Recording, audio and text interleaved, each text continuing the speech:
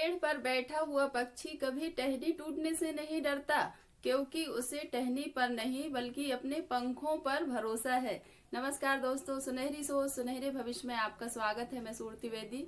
दोस्तों, किसी भी महान उत्तरदायित्व के लिए आत्मविश्वास की प्रथम आवश्यकता है। क्या किसी कार्य में अथवा युद्ध में सैनिकों की जीत होती है? जीत होती है आपके आत्मविश्वास की। आत्मविश्वास वह आंतरिक शक्ति है जिसके बल पर हम किसी भी कार्य में संलग्न होते हैं। दोस्तों, सिकंदर से वही राजा हारे थे जिनके पास आत्मविश्वास नहीं था, और वही सिकंदर आचार्य चाणक्य जी की एक ललकार से हौसले पस्त हो गए थे। जब सिकंदर आक्रमण करने आया था तो यह बात सुनकर बहुत सारे स्त्रियां और बच्चे तक्षशिला विश्वविद्यालय में आ छुपे थे, और सामने द्वार पर आचार्य चाणक्य जी आत्मविश्वास से भरे हुए खड़े थे। और सिकंदर वहां भी पहुंच गया और सैनिकों को आदेश दिया कि भवन की ईंट से ईंट बजा दो, ऐसे ललकार कर कहा। तो आचार्य चाणक्य जी आत्मविश्वास से भरे हुए अपने ललकार कर कहा कि क्या विश्व विजय की कामना रखने वाला सिकंदर स्त्रियों और बच्चों का वध करने आया है? जाना है तो रणभूमि में जाकर युद्ध करो, ऐसा उन्होंने कहा।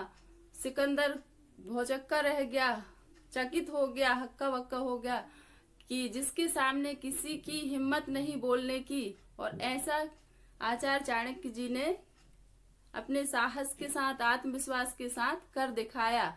सिकंदर ने अपना घोड़ा मोड़ लिया। दोस्तों, आत्मविश्वास से महान आत्मविश्वास से हम बड़े बड़े काम कर सकते हैं। और आत्मविश्वास वह शक्ति है जो हमें दुख में सुख का आभास कराती है और विपत्ति के समय आशा का दीप जलाए रखती है। एक कहावत है, विनय को यदि विवेक का सहारा मिल जाए तो वह अहंकार को भस्म कर देती है और दुगनी रोशनी के साथ आगे बढ़ते हैं, दुगनी रोशनी के साथ चमकते हैं। दोस्तों, आत्मविश्वास से ही इंसान महान और साधारण कहलाता है। आत्मविश्वास ही उसे महान और साधारण बनाता है। आत्मविश्वास से ही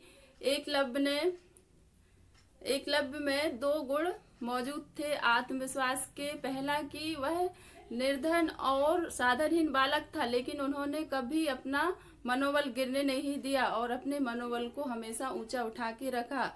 और दूसरा गुण था उनमें कि उन्हें गुरु द्रोणाचार्य जी ने धनुर्विद्या सिखाने से मना कर दिए थे, लेकिन उन्होंने विश्वास के साथ उनकी मूर्ति स्थापित कर और उस मूर्ति में ही गुरु मानकर विश्वास के साथ धनुर्विद्या सीखा और उनका आत्मविश्वास और बढ़ गया। तो दोस्तों, आत्मविश्वास वह शक्ति है जिसके बल पर हम किसी भी कार्य को सफल बना सकते हैं, और आत्मविश्वास के साथ ही हम अपने जीवन में आत्मनिर्भर बनते हैं। जिन आत्मसम्मान, आत्मविश्वास और आत्मनिर्भरता एक दूसरे से जुड़े हुए हैं। आत्मसम्मान से ही आत्मविश्वास बढ़ता है और आत्मविश्वास से ही आत्मनिर्भरता आती है। तो दोस्तों, हम सभी अपना आत्मविश्वास को कभी मंद ना पड़ने दें।